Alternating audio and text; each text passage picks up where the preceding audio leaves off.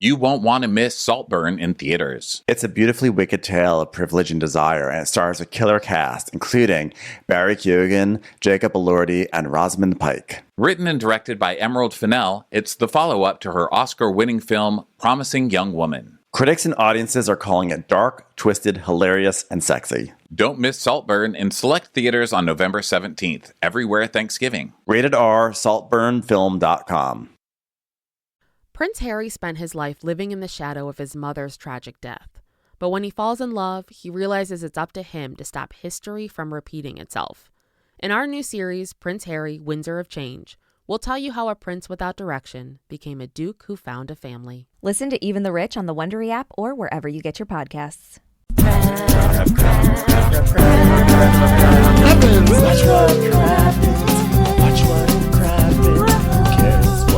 Happens when there's so much that happens. Watch what happens. Who cares what happens when there's so much that happens? Hello and welcome to Watch What Crappens, a podcast about all that crap on Bravo we just love to talk about. I'm Ben Mandelker, and joining me today is the hilarious and wonderful Mr. Ronnie Karam. Hi, Ronnie. How are you? Well, hello, Ben. How are you little banoony toonie? I'm so good. We're at the end of our week. We have such a big week of content between BravoCon and appearances on other shows, and then just big episodes that we are finishing up here with a supersized episode of Southern Charm to recap, which is really big. And then on Monday, it's huge. It's so huge. It's huge. And you know what's happening on Monday, Ronnie? Crappy Hour. Crappy Hour is happening on Monday at 8:30 on the East Coast, 5:30 on the West Coast. That's PM, huge. Of course. It's huge. That's our Instagram show. It's our Instagram live show. But you can also watch it on YouTube Live. But follow us at Watch What Crappens. Follow Ronnie at Ronnie Karam. I'm at Ben Mandelker. Yeah, come follow us because we have a lot of fun. We go on there for about an hour. We talk about whatever's on our mind with Bravo. A lot of times that's the gossip that's happening. It can also be about whatever's a pressing issue, whatever we're talking about. It's going to be there on Crappy Hour. And then at the end, we bring up people and we talk with everyone who is there. So it's a really fun time. Please come join us. That's this Monday. Set a reminder. Do it right now. Set a reminder on your Instagram or on your iCal or whatever software you're using. Okay, you've done it. You've written it down. Great. Okay, we're going to see you there. So, also, we're on Patreon, so you can watch us, watch the video. Patreon.com/WatchWhatCrappens. Hi, Ronnie. Did you like today's episode of Southern Charm? You know, they've hit a snag, I think. The show has been really good. It's been a really good season. I think it is rough building an entire season around two people with not really a lot of charisma happening. And then the rest of it is like new guys. And I get that they're like trying to blend new things into the show, and I support it. It's been good so far, but I think they're kind of hitting a stumbling block. I mean, they fished for a very long time. There's a lot of time doing nothing, and a lot of time spent on Taylor, who really doesn't even have any inflection in her voice. I mean, yeah. I'm not really sure about how they're building this one, but I'm entertained, and I am glad to see that the silent character on this show, Cocaine, has really come through again on this show, because nothing is happening, and then Shep just gets into a coke rage and starts flying off the handle for no reason, really. And I'm just assuming it's that. I have no idea. This is allegedly, obviously. Yes, it is an accusation. It's just an assumption, because I was in a coke rage for a very long time. So I see it in other people, you know, and I just see it here. It's a lot of coke raging, guys. It's not coke shaming. It's just coke raging. Yeah, I just see it, you know? Yeah, this is a case of Bravo undermining their golden goose. They're not killing the golden goose, just undermining it. I thought it was still a really good episode, but it was supersized. It did not have to be supersized. Let's keep things like lean and tight, okay? We did not need to have like 15 minutes of fly fishing. That should have been an online extra, let's be honest. Let's keep it tight. Let's keep these episodes tighter, okay? I'm not just saying that because we're recappers and we're taking notes and it adds a half an hour of work, if not more, to recap a supersized episode. I mean, I am saying that. But I also think that like there is something to be said about tightness. And I say that as someone who is part of a podcast where we regularly do very long recaps, but notoriously non-tight recaps. non-tight recaps. But for real though, like we've said before, like you can always tell when there's an episode order. It's like, oh, the show's got to get to 18 episodes, but they've only got 14 episodes of content. You can feel them trying to fill it out. We're smart people. We're smart viewers, and we can understand. So let's stick with some more like regular size episodes. That being said, I was watching this episode. I was like, okay, it's going along. Humdrum. Oh my God, what is going on? This suddenly escalated very quickly. So we open in Taylor's family home. It's very picturesque, and there is a pillow with stitching on it. It's got fish stitched onto it, and it says, "Heaven seems a little closer in a house besides the water." Oh, That so it's makes just like no a sense. down-home country kind of house, and Taylor's there with her dog, and she's calling her Penny Pop. She's like, "Come on, Penny Pop, let's Penny go Pop. upstairs." We need to say something about this dog. Okay, last week we're like, oh, it has a little diaper on because it just got fixed or spayed or whatever the terminology is. And then You people are like, said that, no, and it didn't even it didn't even dawn on me that no, it's because she's in that's heat. probably not why you would have a diaper, right? No, the dog has not been fixed. It's to keep all her, I guess her lady juices in or whatever it is. But Lady juices. well, you know what? When you're next to the Really? lake, you're closer to heaven, and you're also closer to metaphors. Different Good types Lord. of them. Lady I don't know. juices. Is that I where don't know. we've I'm not a dog fallen? Is person. that I don't know what how far dogs- we have fallen. I don't know what dogs do when they're in heat, The but I dog's on know her that. period, for Christ's sake. Okay, so sorry, but the dog's in a diaper. I don't know. I don't know. So that's why we have a diaper. Ronnie just said it. But the point is, the dog was not spayed or neutered, and therefore, as a lot of people wrote in, it's irresponsible. Come on, let's. Unless I guess, what do you think that she's trying to use that dog to like breed other dogs? Maybe, like. I don't know. I'm not going to get into the politics of breeding dogs. I don't know. I will tell you, those dogs are very overbred. That's why they can't breathe very well. You know, it's sad. Like but you know, I don't know. What do I care? Spay and neuter your dogs in general, but maybe she's waiting till the dog's a little older, or I don't know. I'm not going to spay shame somebody yet. I will. I'll give them some time. I will. I'm space shaming. The space shaming has been established from my side of the podcast.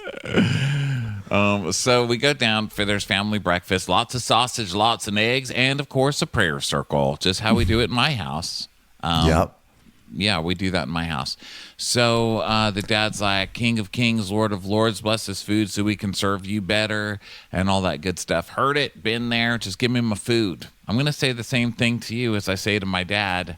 Wrap it up, okay? Let's keep this prayer nice and tight. I'm starving. I don't need a monologue today, buddy. All right, let's get the prayer. Wrap it up, sir. Watch out, War, teeth. Watch out, famine. gums. Yeah. Yes, get through it. Yeah. So Olivia's going to be there in an hour.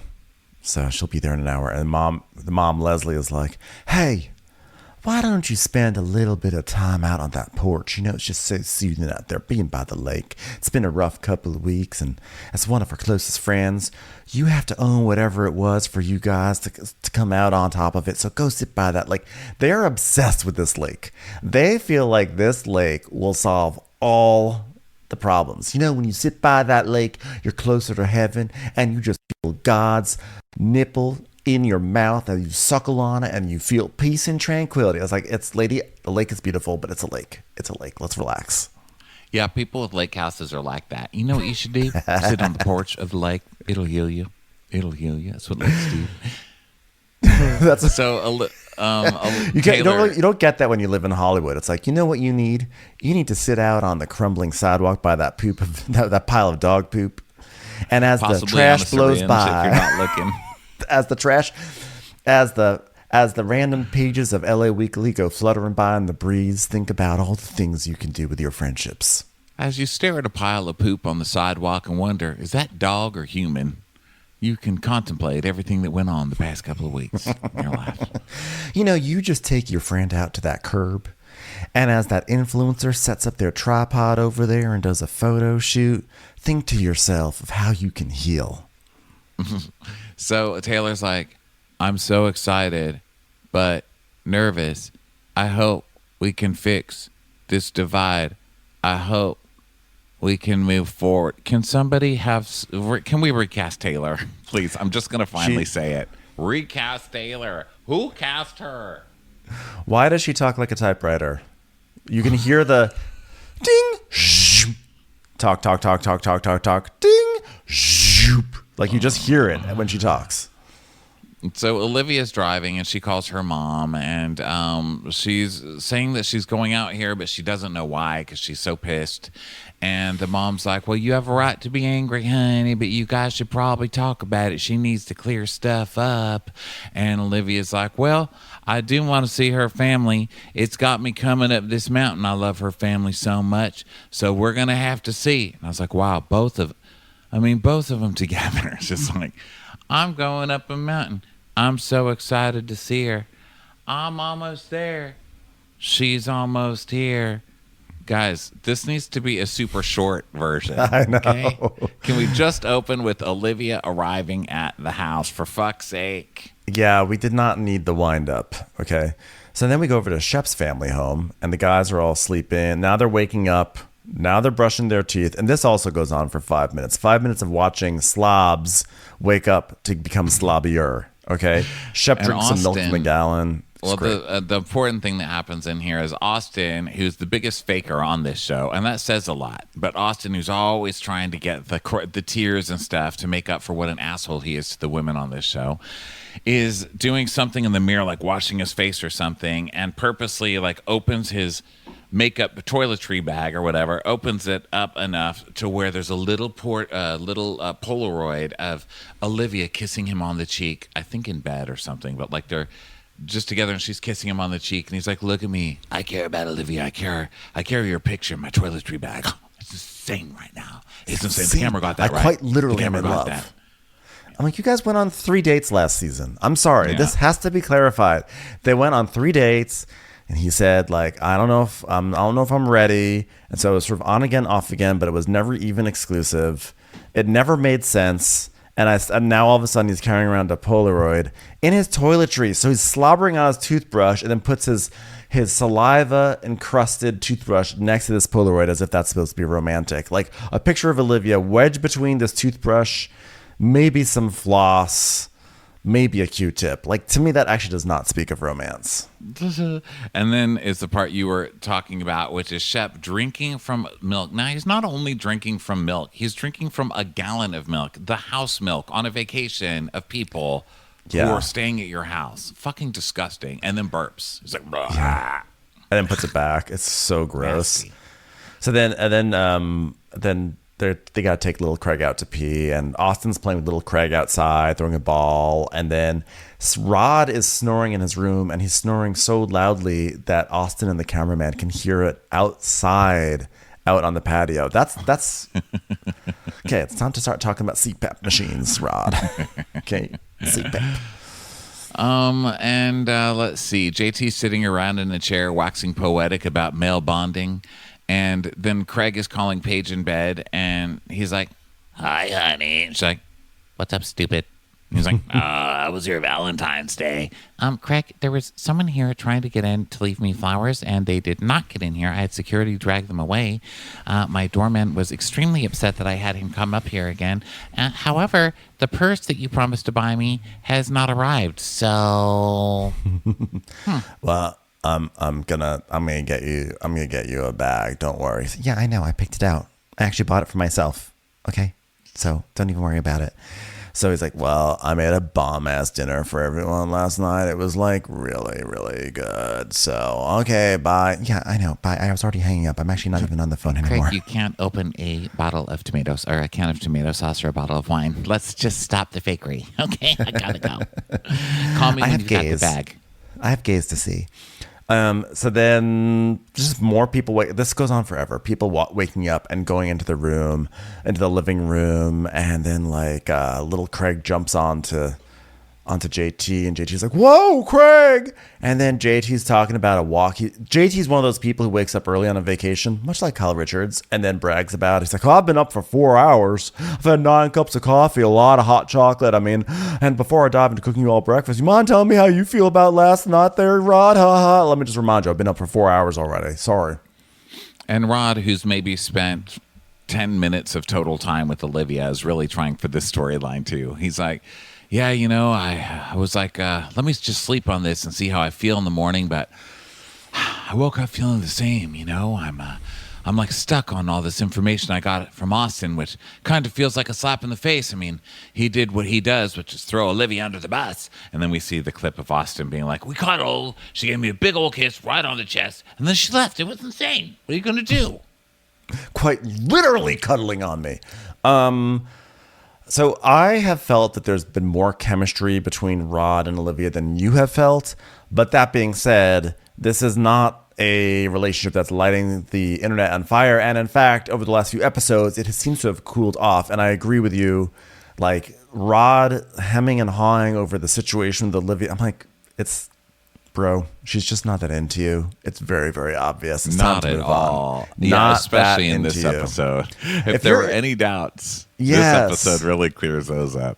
Honestly, if you're into someone, if Olivia were into Rod, I believe that she would not want to risk messing it up. And so therefore she probably wouldn't go to Austin because she knows how messy Austin is. When you're into someone, you don't want to fuck it up.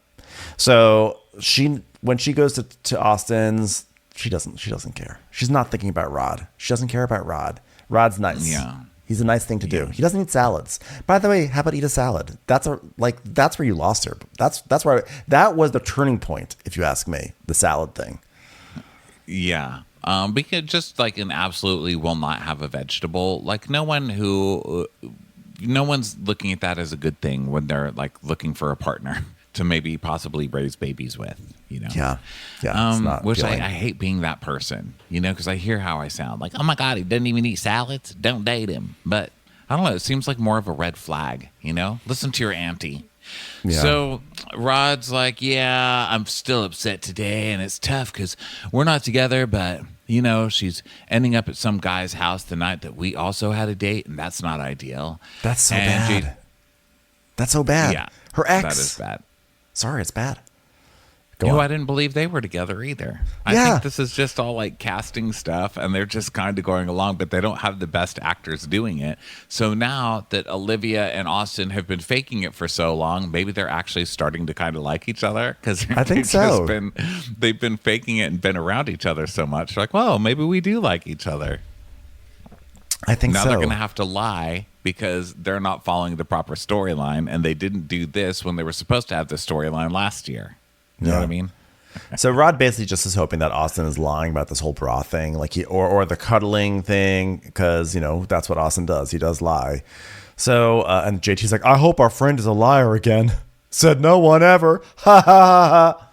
So then Shep joins. Shep is so disgusted when he's around Rod and JT. He hates being around the newbies. He's like, gosh, I have to film with these new poor people that are on my show. This is so annoying. Gosh, and they're short.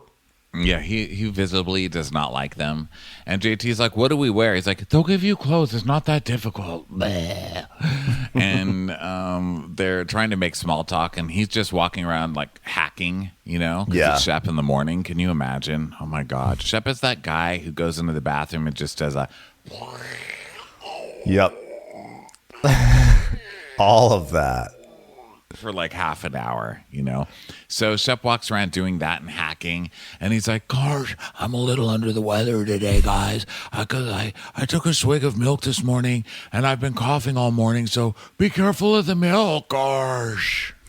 JT is like, hey, that's really good news, Shep. I just poured milk in this coffee, so I'm excited to share your pain. Oh, no. My illnesses only affect people of my socioeconomic status, so you should be okay. And then he burps again. He's just such a pig. He's really gross. So then later, the guys go into the van, and Austin says, JT let's go. walks in and burps. I'm like, what the hell's going on in this show? Why is it just a show of fucking boring men burping? Can we do something else? I'm getting pissed at this point in this recap. Or in I know. this recap notes session. And then Austin's like, let's go rip some lips. And then they're like, what? It's like, yeah, it's like quite literally when you're fishing, you lay down the line and then you yank it up and you're pulling the lips off the fish. It's like, okay. Otherwise great. known as Austin trying to find a straw and a drink while his mouth won't stop moving.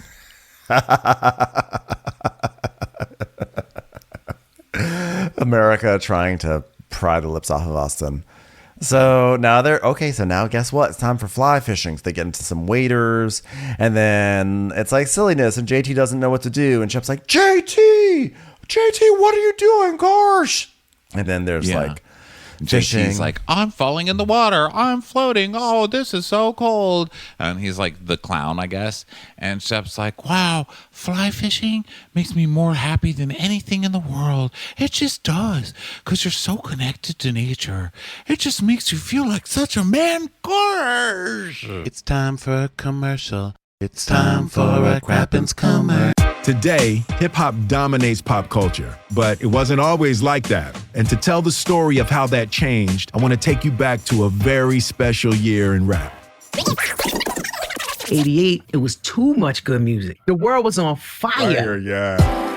I'm Will Smith. This is Class of 88, my new podcast about the moments, albums, and artists that inspired a sonic revolution and secured 1988 as one of hip-hop's most important years. We'll talk to the people who were there. And most of all, we'll bring you some amazing stories. You know what my biggest memory from that tour is? It was your birthday. Yes, and you brought me the Sade life-size cardboard cutout. This is Class of 88, the story of a year that changed hip-hop. Listen to Class of 88 wherever you get your podcasts. You can binge the entire series right now on the Amazon Music app or Audible.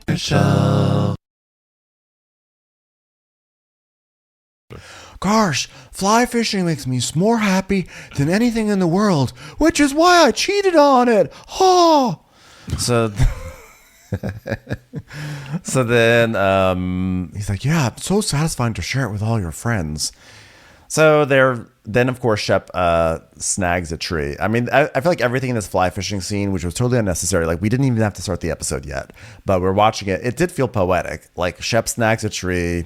Austin gets like a branch. Like this is, or maybe Craig gets a branch. Like this is Craig a visual representation of their doesn't lives. want to marry him. A stick that's like, sorry, I floated down from New York City. I'm going to get on a plane and go back up there. The only stick that ended floating back upstream. A very fashionable stick. Like and subscribe. How do you like and subscribe to a stick? Just figure it out, dummy. Okay, going back to New York. Yeah, but their little antics did kind of represent their life, right? Because Rod caught himself. Rod caught himself. Then he threw it back in, and he almost got a fish, but it went to someone else's line. It was really Went sad. to Austin's line. Yeah, then Shep actually caught something, but he caught it too hard and just flung it behind him. Like He everything did. else. He yanked at the fish so hard the fish actually went flying out of the water off to who knows where. And that fish is probably so confused. That fish is like, hey, so are you going to go to Martha's party? Whoa! Just like talking to its friends. That was my dramatic. I should stop drinking coffee on these podcasts. I really should stop. Cracking out over there during the fish And now scene. creating a scene of a fish talking to its friend Martha while it gets yanked out of its conversation by Shep. I don't know if that was clear. So Rodrigo and Craig are talking, and Rodrigo's asking him about Paige, and of course it's the South, so no one can just be like, "Hey, how's Paige?" Well, that's great. It always has to be like, "How's Paige? Is she going to move here? What is she going to do? Is she going to come here permanently? What are you going to do if you're not married? How are you going to have babies? What's going to happen?" So it's one of those conversations, and Craig's like, "Yeah, well, I'm waiting to see if she'll decide if she'll be ready, but like, I don't know the math on that, and I'm thinking like, well, I really want to be engaged because I'm like 40 and I want to have kids, but she's like 30. Wait, no, I'm 35, but I'm ready to have kids, but she's not ready to have kids till she's 35, but then I'm going to be 40, and then I could have gone out and find someone who would have kids, so I'm not really sure what to do." Yeah, I mean, to me, it's like shit. It's like getting to be time to like shit or get off the pot, which is funny because Paige is always yelling at me for shitting in pots. And she's always like, Craig, you got to use the toilet. So that's an issue in our relationship too. So he's like, yeah, I just want a storybook life and a white picket fence. What do I want more? Paige to be patient, or do I want a family so bad I leave the love of my life? Like, I'll get it. You're not leaving. If anyone, Paige is leaving you. Let's stop kidding around. Yeah. If you're waiting for anything, it's for Paige to dump you for somebody else. And I guarantee Paige does not want kids. I don't think that Paige wants a white picket fence. She wants a townhouse in some part of Manhattan. That's what she wants. She's like, if you want a white picket fence, here's a piece of white wood and you can put it up in this corner of the room. That's what you get. That's your fence. They seem to be playing chicken. Like, whose show is going to last longer? Yeah. You know? Like, which town is going to still keep us fed on the telly? Well, we see the preview for next week. Craig is like, so I want to have like kids and like a white picket fence. She's like, ugh. She goes, gross. Disgusting. Okay, so then we go over to no one catches anything, by the way. They're done. No one catches anything. It's like kind of the theme of the show. We just watch people fish and it leads to nothing. So there you go. So let's go over to Taylor's house. Olivia pulls up and she does love the parents. She's hugging the parents and she talks about how, their moms really hit it off. And when they met, they talked the whole evening. They even had like a dinner party at Christmas together. Those families. And Taylor's like, well, I talked to Shep and they're fishing together and they're going to get together at a winery. Yeah. And Olivia's then of course like Leslie's like, go to the lake. God wants you to go to the lake. Go to the lake. So they go down to this. They walk a very long way down steps going down and up and along and way. They finally get to this little table by the lake. And Taylor gives like some gifts to Olivia, like for like Connor, and Taylor's saying that this isn't about her, it's about Olivia, and that her actions were a mistake, and she has to make it right. And so Taylor's like, so I know we haven't had a chance to talk. Ding, shh, with everything going on, I'm giving you the time and the ding, shh, space. And I feel really shitty friend for lying and doubling down and betraying your trust. I know.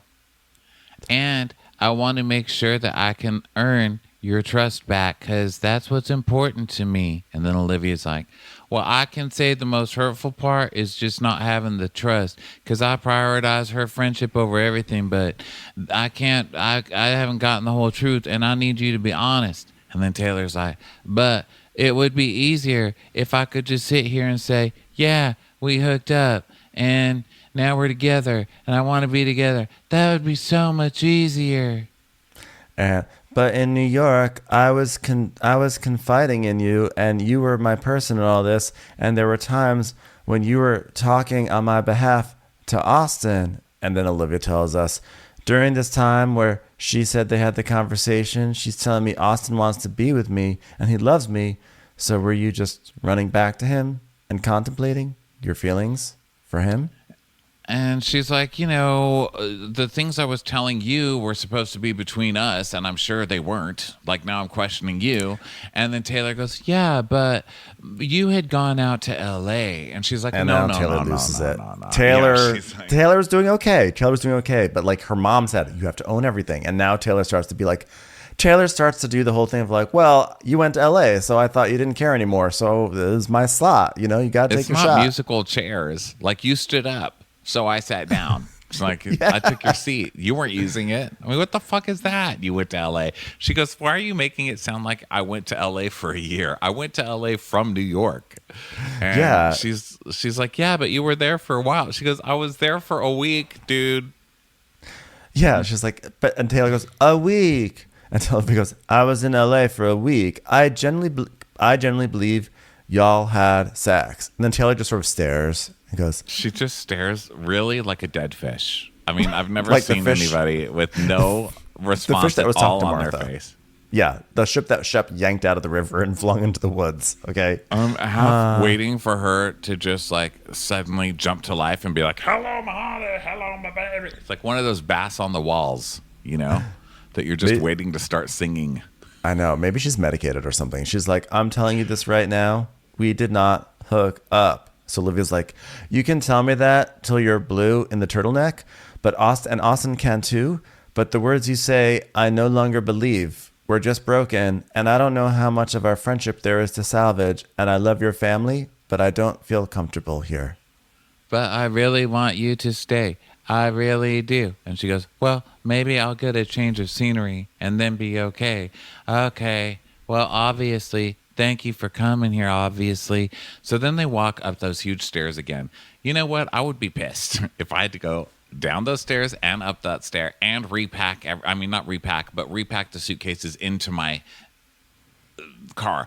Just drive up and be like, you're a bitch. I don't like you. What do you have to offer me today to make up to me? And then when Taylor says nothing, all dead-eyed, just drive off. Why take your bag down? Why walk down all the stairs? You're wasting too much energy. Yeah, and so it's like really awkward because Olivia's like, well, I'm gonna head back now, and Leslie's very invested in this. She's actually a little bit too invested, if you ask me. But she's like, you're gonna leave? You're gonna head down? Oh, okay, all right. Well, I guess the lake can't always fix everything. Can't fix slut, am I right? So then meanwhile, the guys are driving. They're going to this winery, and JT's like wearing waders still because he got all wet because he fell over, so that all the water went into his back, and he's just like a mess. And so they get there, and he buys a sweatshirt so that way he could be a little warmer. But it's kind of funny because they're in like some winery, and they're all dressed normally, and he's just walking around in waders. It's embarrassing. So Olivia calls, and she's like, are y'all up at the house? And is it cool if I just go up there? And Shep's like, wait a minute. Tell me what's going on. I practiced all of this with Taylor before. Did she say she's sorry that she lied and that she doubled down and that she tripled down? What does she say? And she's like, well, we just had a conversation and we're just going to both take some space. So he's like, well, you want to come spend the night? And she's like, I would hate to crash your guys' time, when obviously she drove up here to stay with the guys. This was the plan all along. She was never planning on coming to stay with She Olivia. was never. Or with Taylor. That's Olivia. She's that 100%. That was my read too, that she was going to just hang out with the guys. That's her thing, She's like, I don't want to crash guys' time. They're like, no, it's okay. Come on. We're here at a very fancy winery where they're going to serve glasses of wine made from blueberries on different tiers of a wrought iron holder. Come on, join. Craig just keeps going, it's blueberry wine. I like blueberry. Did anybody try the blueberry? The blueberry's good. I could not think of anything that sounds more vile than blueberry wine. I'm sorry. This winery was trash. Craig loves it. Ugh. I just hated the way they presented the wine flight on this like wrought iron thing. Like, ugh. I hated every single second of it. Oh yeah. So Craig's like, I feel bad for Olivia. And Shep's like, yeah, she's mixed up, man. And he goes, yeah, but she does have a point. Like, the only other people going through it are you two, and you're just not like normal people. You and Austin are built differently. And he goes, yeah, that's because we're dirtbags. And Austin laughs way too hard. Yeah. Gosh. So Shep and Austin then go to the bathroom together. And then Olivia shows up. So now Rod is in like courtship mode. He's like, hey, like your driving outfit. She's like, thanks. Who are you? Oh, you're Rod. Good to see you again. Nice to see you. Didn't know you were here. And she comes in and hugs Austin, and Rod's giving a look like, I don't like this. So Shep asks how she left it with Taylor, and she's like, it wasn't easy. The trust is gone. And Craig goes, look, the friend who hooked up with my ex, like, I'll never talk to. Well, it's like a multi-year break because I don't want that for anybody else. I mean, it could take a little while. Are you talking about Whitney? That's what I was wondering. About? I can only think about Whitney. Didn't he just go to Whitney's last week or something, like 2 weeks ago? I think so. What I meant to say is my non-powerful and non-rich friend who hooked up with an ex, I'll never talk to him again. My non-boss friend who hooked up with an ex. So Shep's like, well, Olivia, just so you know, gosh, I may have invited Taylor to dinner, and she sent me a message, and Taylor's going to come up later. And Olivia's like, great. That's what I need. I left her house just to come have dinner with her. And she's like, but we're out in the middle of nowhere. Like, what else am I supposed to do? So Chef's like, come on, let's have some delectable treats. Delectable. That's where you can detect the delectableness of the treats. Let's do Delectable. Brie. Found it. What was the name? Wasn't that the name of the place on Facts of Life? The Delectable Dish or something like that? The Delicious? What was I don't it? remember. I'm embarrassed that I don't remember. The Delectable. Okay, I gotta look it up. You mean on the spinoff? The candy store? Delectable. Is it just? I may just be making something up entirely. I thought there was something called like the Delectable Dish or the Okay, I'm just gonna stop. Mm-hmm. I'm not gonna go down this path. Okay, so Austin's watching Rod because Rod goes to Olivia. He's like, want to drive with me to the house? She's like, sure. So they drive like, together. And, he ends up getting in her car. Yeah, she doesn't seem thrilled. And Austin's like, what's Rod doing? And he's like, if I'm honest, I've seen more chemistry in my 10th grade chemistry class than I do between Rod and Olivia. That's, by the way, a terrible analogy. Don't say what you're supposed to say is I've seen more chemistry between like my plant and my sofa than I have between them. Don't compare them to something that's actual chemistry. I have seen more chemistry in a little chemistry class than I have between them. It's like, yeah, because it's chemistry. You did it all wrong. Yeah, you're looking for too much from Austin. I know. So then we see the van, and they're just like joking about Rod following Olivia around like a lost puppy dog, as if that's not what Austin does when he's courting someone. And then we see Rod and Olivia having great chemistry and banter in their car, aka just sitting there quietly while she wants to listen to the podcast she wants to listen to, but she can't because Rod's there. Yeah, this is really awkward, and they're both chomping on their gum. Yeah. Which I learned this week is very bad because I saw Miss Patricia in Vegas and I didn't realize she was walking me out that entrance where everybody's like screaming and yelling for the Bravo people. I don't get to use that entrance. So I didn't know that's where we were. But she's like, okay, well, just come out here. So we walk out there and everyone's like, oh, my God. And taking her picture and stuff and posted one. And I'm just chomping my gum like. Total. You think you're just walking I do somewhere. Look trashy, but I don't ever see myself chewing gum. I don't know how it looks, but oh my gosh, on Miss Pat's Instagram, all the ladies were just mortified. There were a lot of people like, "Oh, chewing gum, it's beneath you. Why are you with a man who chews gum? How dare you chew your gum?" I mean, geez, ladies, I've never heard how disgusting gum chewing is. I guess I'll give it up. Well, half Back those to comments cocaine. came. Thanks. Half those comments came from Cooper. Half of them came from Randy. But it was funny. I did go and I saw it, and then someone wrote, "Wow, Ronnie, you're really getting gum shamed." Well, that's my new addiction is gum, and that was just like transitory gum. That was gum like, hey, we're going from one place to another place. I should probably chew some gum to make sure I'm fresh. I look at it as like doing the public a favor. You know what I mean? Like, you never know whose face you're going to breathe in. But, public apology for the gum. Jesus. Everyone stop shaming Ronnie for his gum, okay? He just wanted the air around him to smell nicer. Yeah, listen, I learned a lesson that day. Jeez, don't walk Patricia anywhere. That was my lesson. Stay in the trash section where we chew gum. But anyway, speaking of, these two are chomping gum in their car, and so I automatically, I think because I learned that lesson that weekend, now automatically I'm like, trash. You got to deflect it off of yourself. Trash bots. At least I might be chewing gum, but at least I'm not trying to chew gum and fuck the lady next to me. Trash. Garbage.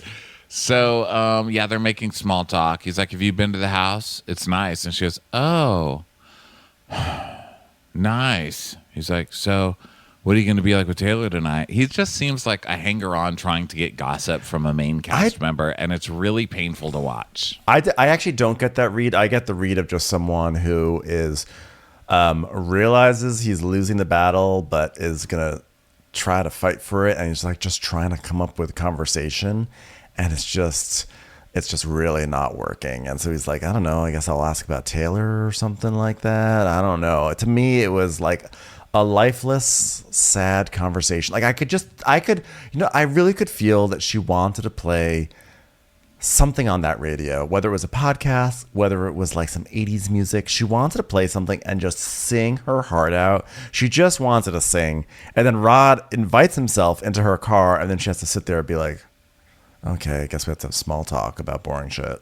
Well, and also she just left Taylor to come meet them because they didn't want to see Taylor. And then she finds out Taylor's going to be coming to the house too. And then she gets in the car to drive to the house, which is her only time not to talk about fucking Taylor. And then he's like, what do you think it's going to be like with Taylor tonight? She's just like, oh my God, get this fan out of my car.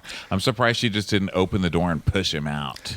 I'm surprised she didn't say, hold on, I just want to stop over at Sweet Greens just to get him to run away. So, so now they all get back to the house, and little Craig is there, and then Rod's helping Olivia into the house and everything, and then the two chefs, the caterers are there cooking, and Rod's helping Olivia getting situated, and she just doesn't want it. She doesn't want it. But also though, I mean, Austin is so undermining. So Rod helps Olivia, then he's like, okay, I'm gonna leave you for a second, and the moment he steps out of that room, Austin just like materializes. He's like, Austin's hey, Muppet head literally hey. It's like it slides. Hey. It's like the changing of the guard. You know how the Muppets do that? How they like slide into frame because they're puppets? Yeah. And with their heads tilted to the side. That's what he was like. It's like, hey, how's it doing? How's it going?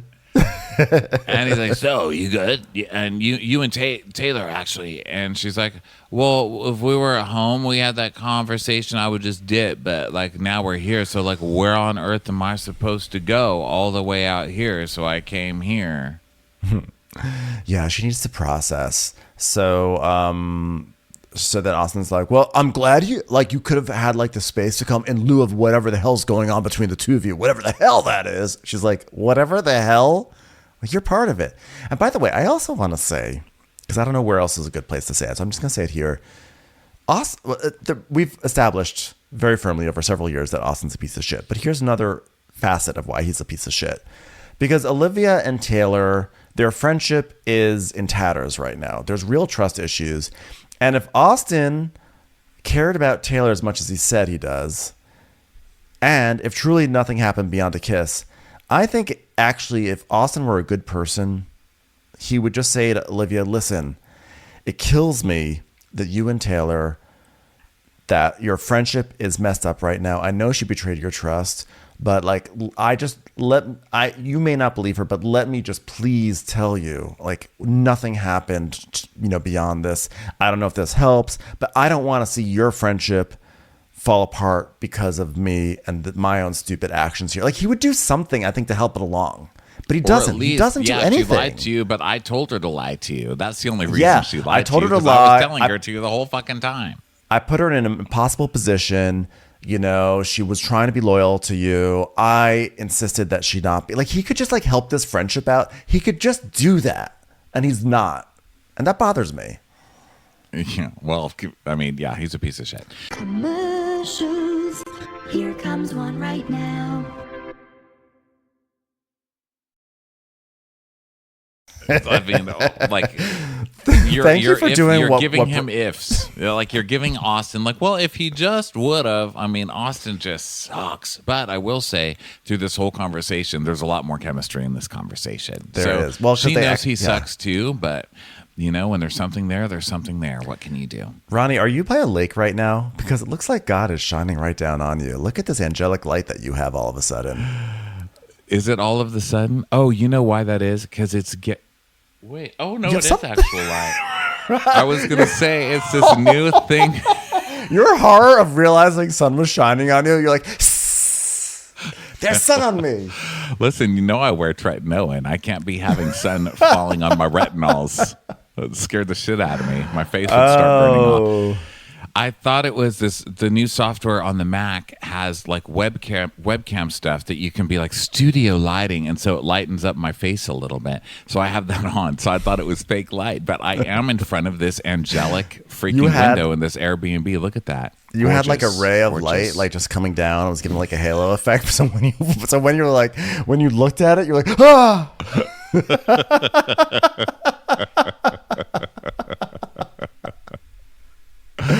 I get it. I'm in like a cave. This is a fake. For anyone wondering, this is not my room. This is a green screen. My background is not nearly as cute as this background behind me. That is a very well decorated room. That you're showing. You don't want to see what it really looks like. So JT smells cookies coming out. The chefs are cooking, and he's like, "Wait a minute! I thought we were gonna have a steak. Why do I smell cookies?" And Chef goes, "You're perceptive as a gnat." Gosh. In case anybody wonders that these shows are pre-written, I think today is proof that they're not. You know, it is improv. It is improvised.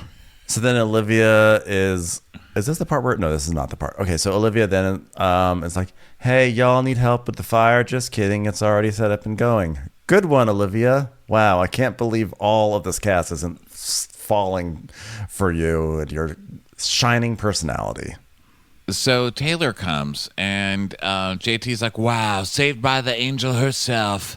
Oh, Shep was trying to kill me with sugar. I'm a diabetic. Isn't that funny? She's like, hi. Hi, Shep. Hi, Olivia. And Olivia just is like, hi, and walks past her and ignores her. And JT's like, here I am, trying to have fun with this little cute dog, my new best friend. Come on back. I'm so glad you came, Taylor. You're just so brave. And she's like, Olivia, hi. Hi, Olivia. Hi, Olivia. So then, and then outside, a bunch of them are sitting outside too, and little Craig is out there, and Shep has a bouncy ball. This really bothered me. Shep bounces the ball on the floor, so that way little Craig will like jump up and snatch the ball, and then Austin intercepts the ball. He catches the ball with his hand. I was like, excuse you, that was for little Craig. That's so Austin to do that, to ruin even something stupid like that. Steal the dog's joy, Austin. Dog joy stealer. Precisely.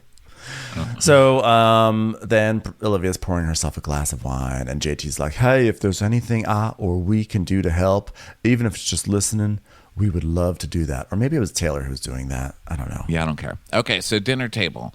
So Taylor's like, wow, it's real good to be back in Linville. And Shep goes, it is. She goes, of course it is.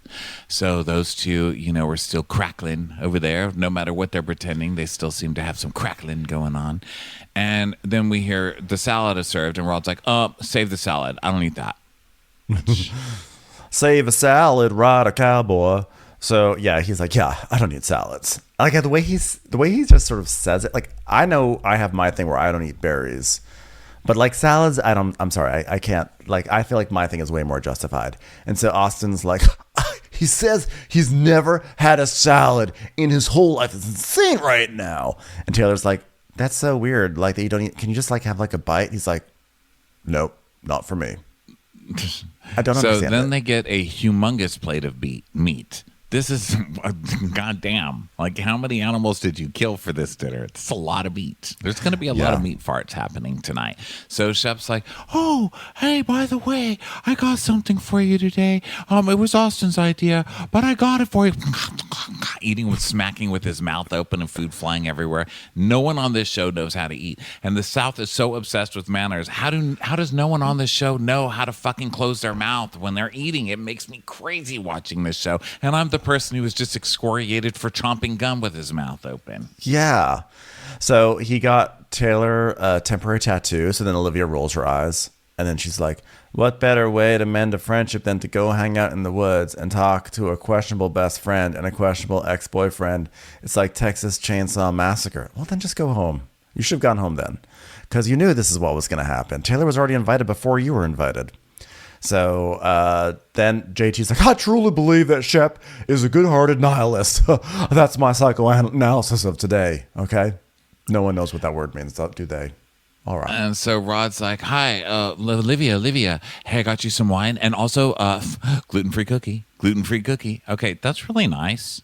But there's only so far serving gluten-free things will get you, okay? Like, we're not all going to fuck a Keebler elf. No matter how many gluten-free options they come out with. At the end of the day, it's just a piece of food. You need more. Rod, you need to eat salad. Olivia is, I guarantee, no, because Olivia's sitting there and she's thinking, where are we going to go? Where are we going to have meals as a couple? I want to go to Tender Greens, and Rod's just going to sit there. Like, it's just not going to work out.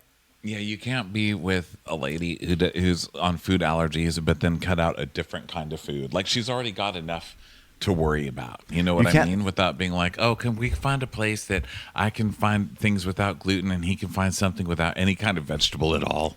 I know.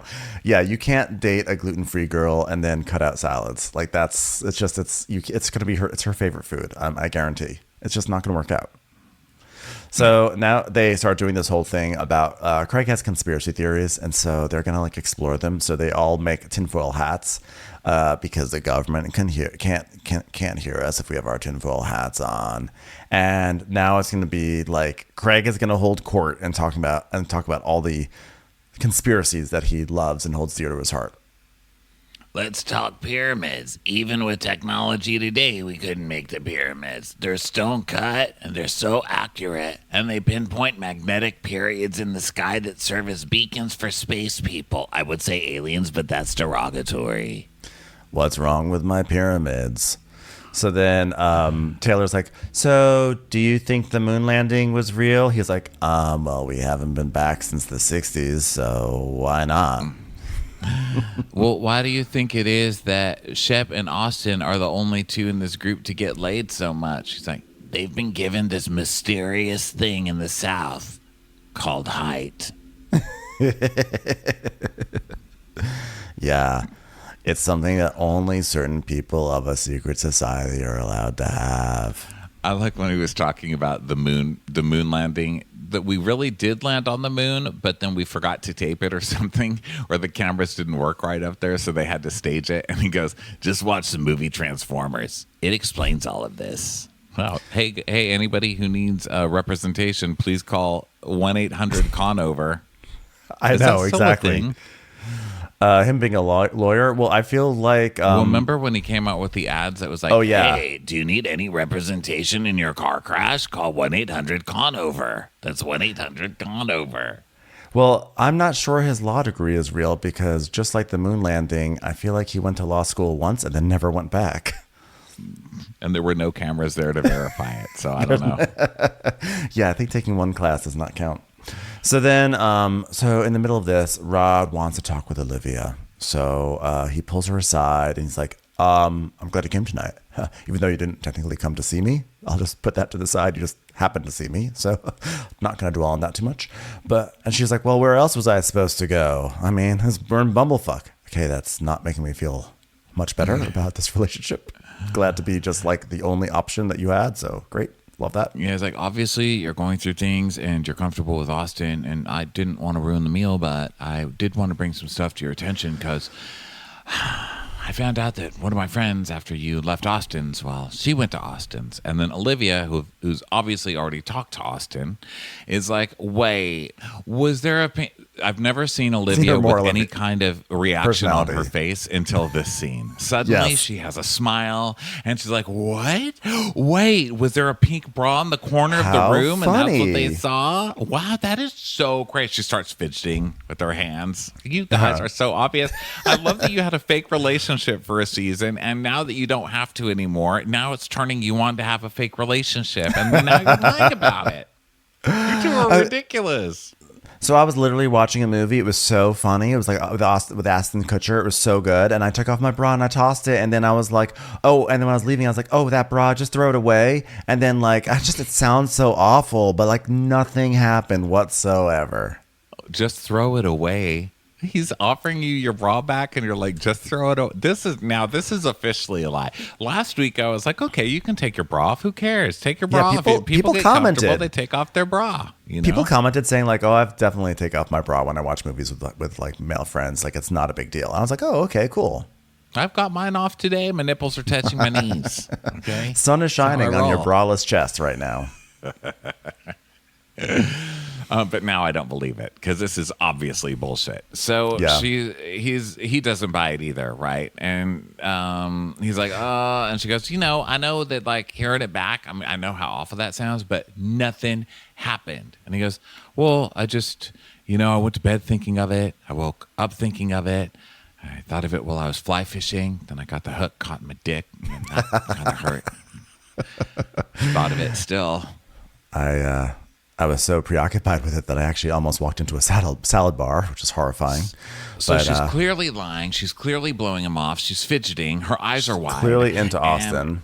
She's like, I apologize, because I really didn't want to give this bullshit vibe. And he goes, well, look, I just have to be direct as possible. And I'm just like, no, don't do it. Because you'd think like, okay, you're faced with a lot of evidence that she's not into you. So you would think, I'm going to be as direct as possible.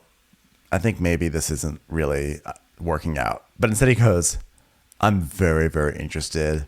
And I think we shouldn't see other people. I would want to exclusively date you. I think that like I think 3 dates in is a great time to start going exclusive. So what do you think? Want to give it a try? And she looks terrified. Okay. She gets to her face and she's like, oh my God, I have to dump this guy now. And then I'm going to be stuck in a cabin with him.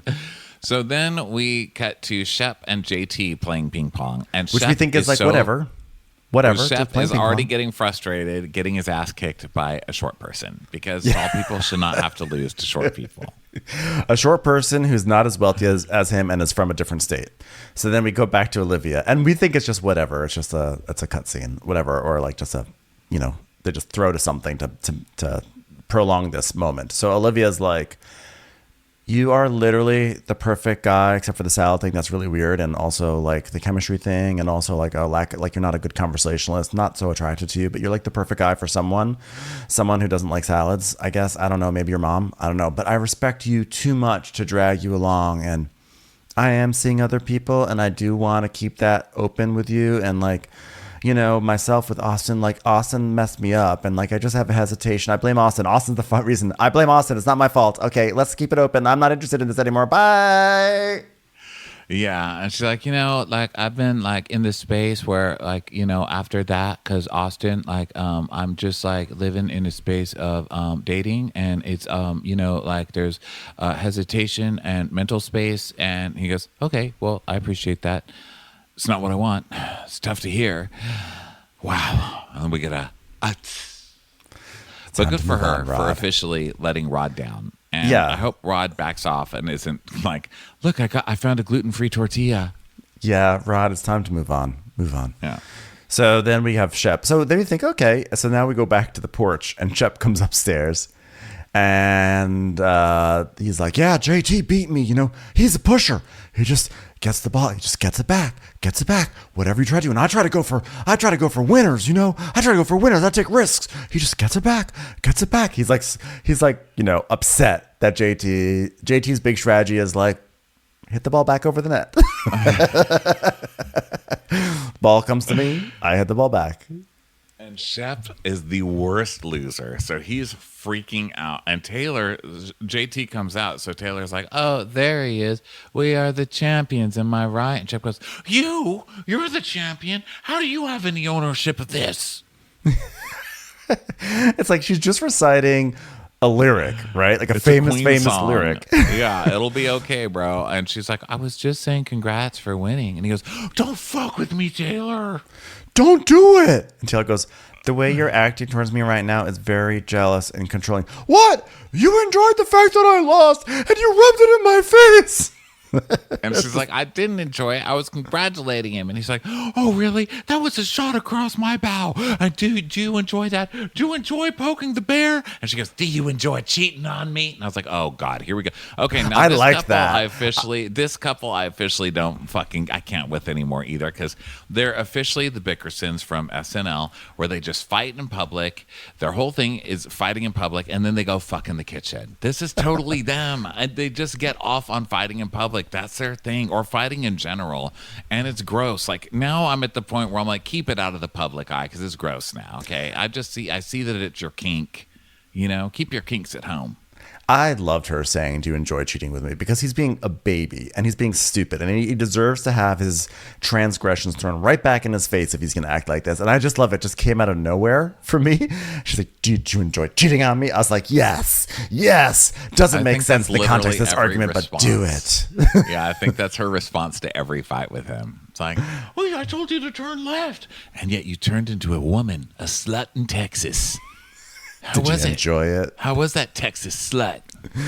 But I love a melodramatic moment. So for me, I was like, so then she says, "Do you like cheating on me?" And then he goes, "Well, sometimes it was fun." I was like, "What, sir?" So did you just say sometimes it was fun? He's like, "No." And she goes, "Yes, you did, you piece of shit."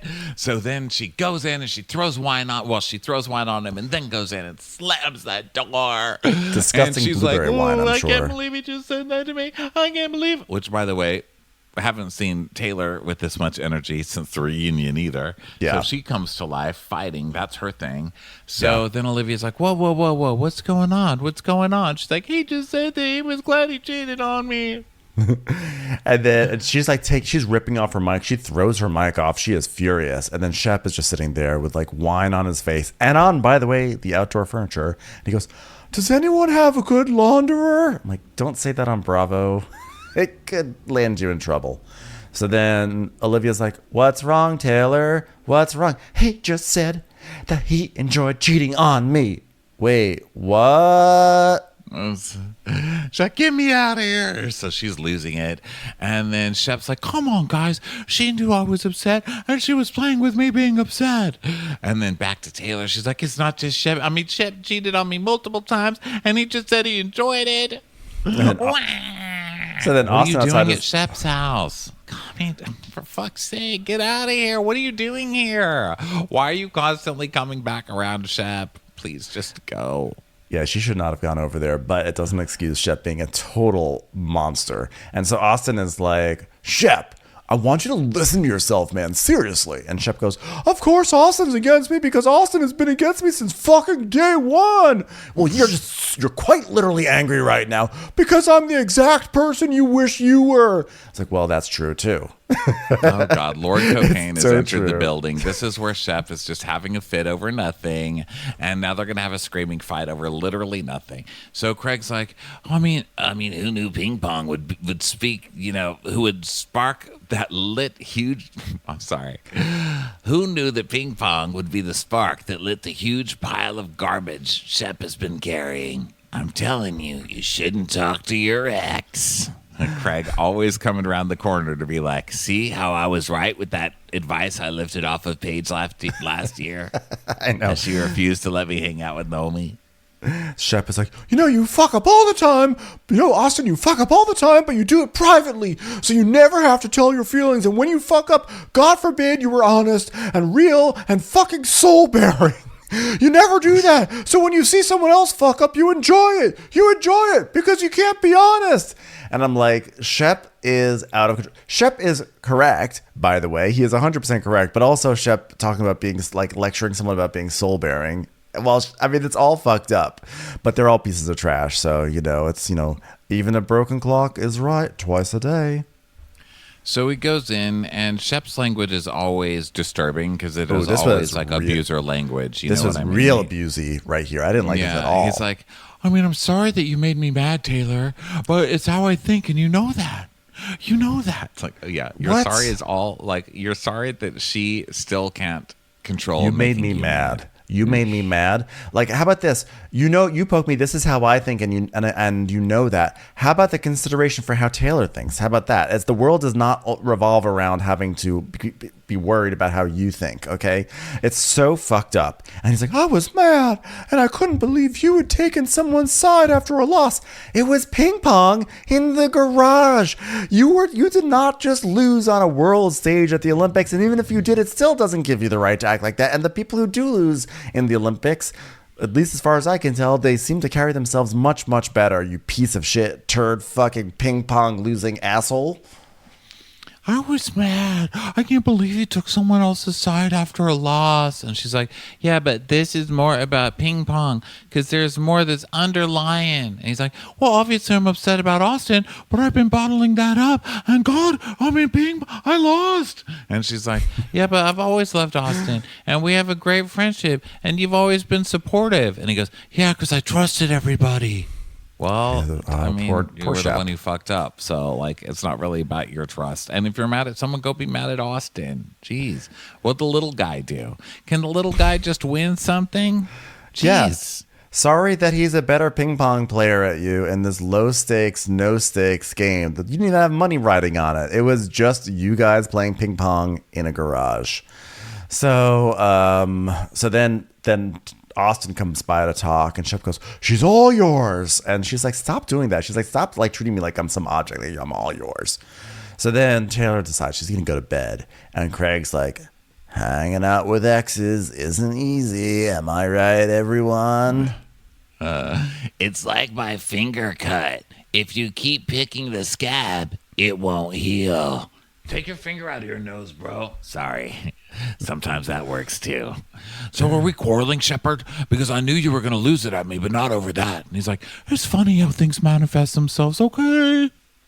So now he's fine. They're like fine. Yeah. Greg's like, so then the next morning, it's like the typical messy house. You know, it smells like bar rot in there because they opened it up by shaking beer and poking holes in it and getting beer all over the kitchen floors.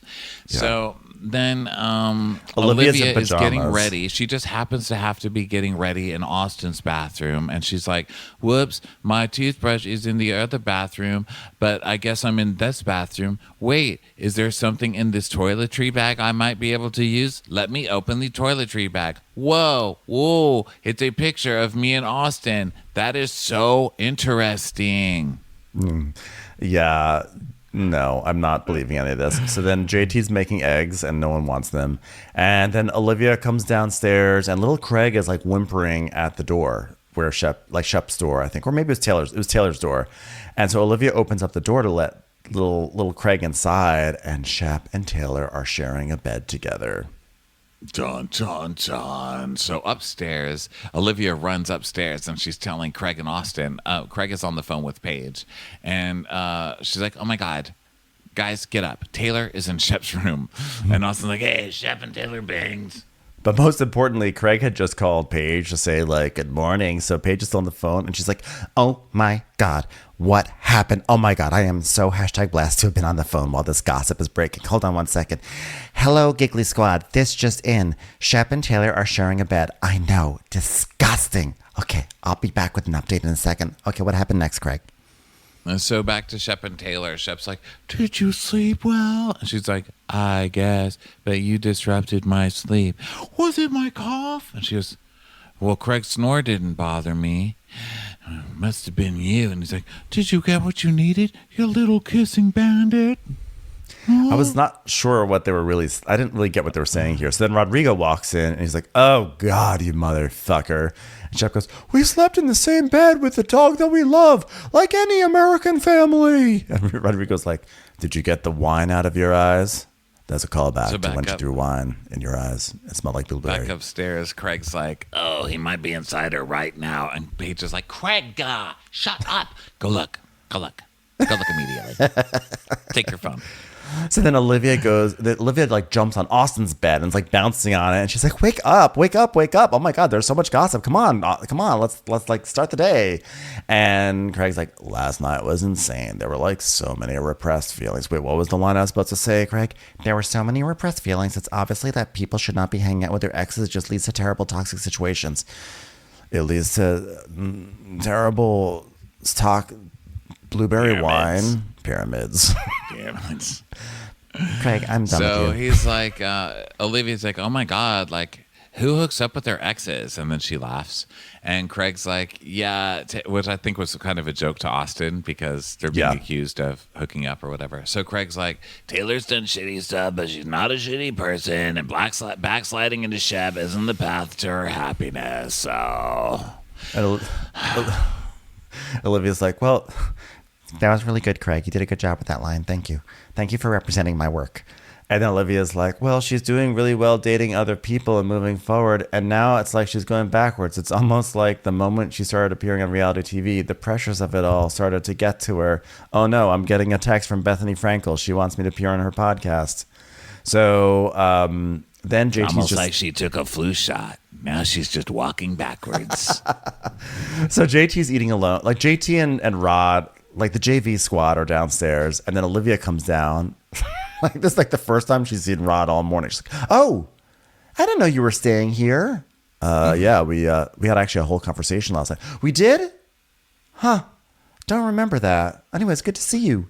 Bob? Bob, is it? So she tells them the goss that Taylor's in Shep's room, and JT's like, that is a sad thing. And I've never seen a situation where the girl throws a glass of wine on a guy and then ends up in bed with him. Are you kidding me? You haven't? It's called passion, sir. It's called Orange County. I'm so sorry. You should fight more with mommy. Maybe you'll get some in your life. Seriously. So now he's pissed, and he's like, I'm going home. It's time to go home. Nothing's coming from that. So now everybody packs up, and Rodrigo, one of the Rods, Rodrigo, is coming down the stairs, and he's like, hey, someone took their bra off and just left it in the middle of the stairs. Is this yours, Olivia? And she goes, yeah, I took it off just to make it clear to y'all that people do take off their bras. It's like, yeah, Olivia, that really clears everything up here. But why aren't you throwing it out? Why are you not throwing this bra out? So Taylor's... Exactly. She didn't say throw it in the garbage. So then Taylor and Shep are still in bed, and she's like, does it make you sad sleeping in the same bed and not getting to sleep, like actually sleep in the same bed, like, you know, like doing it? And Shep's like, gosh, does it make me sad? No. Does it make me... But does you know what does make me sad? Like, you're the one who said time and time again, we shouldn't do that. And Taylor goes, I know that. And that's the end. That's the end of the episode. And then it ended. Yeah. It ended. It did. So, don't know what's going on with these two, but it's not functional. I'll tell you that much. Or sustainable. No. Well, thanks everybody for being here. That brings us to the end of Southern Charm. We will be back next week with a ton of stuff. Most importantly, Crappy Hour on Monday night, 5:30 Pacific time on Instagram Live, 8:30 Eastern time, and then a zillion other things. Come join us, won't you? We sure love you guys. We love you. Have a great weekend. Talk to you later. Bye. Bye. Watch What Crappens would like to thank its premium sponsors. Ain't no thing like Allison King. Ashley Savoni, she don't take no baloney. Stroll in the park with Caitlin Clark. She's not just a Sheila, she's a Daniela. Hitchels. Aaron McNicholas, she don't miss no trickolas. She's never scary. It's the Green Fairy. Jamie, she has no last namey. Hava Nagila Weber. Know your worth with Jason Kurth. Sip some scotch with Jessica Trotch. She's always supplying. It's Kelly Ryan. Kristen the Piston Anderson. Let's give a kisserino to Lisa Lino. Megan Berg. You can't have a burger without the Berg. Ruru LaRue. The Bay Area Betches. Betches. And our super premium sponsors. Somebody get us 10 cc's of Betsy MD. We're taking the gold with Brenda Silva. Let's get real with Caitlin O'Neill. Don't get salty with Christine Pepper. Can't have a meal without the Emily Sides. Nobody holds a candle to Jamie Kendall. She's not harsh, she's Jill Hirsch. She's a little bit loony.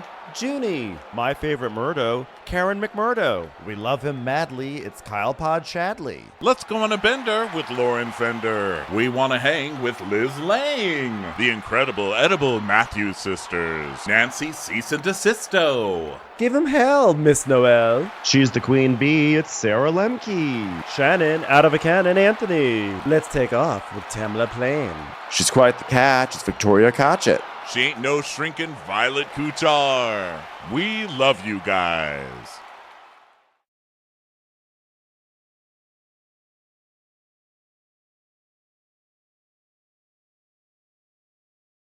Hey Prime members, you can listen to Watch What Crappens ad-free on Amazon Music. Download the Amazon Music app today.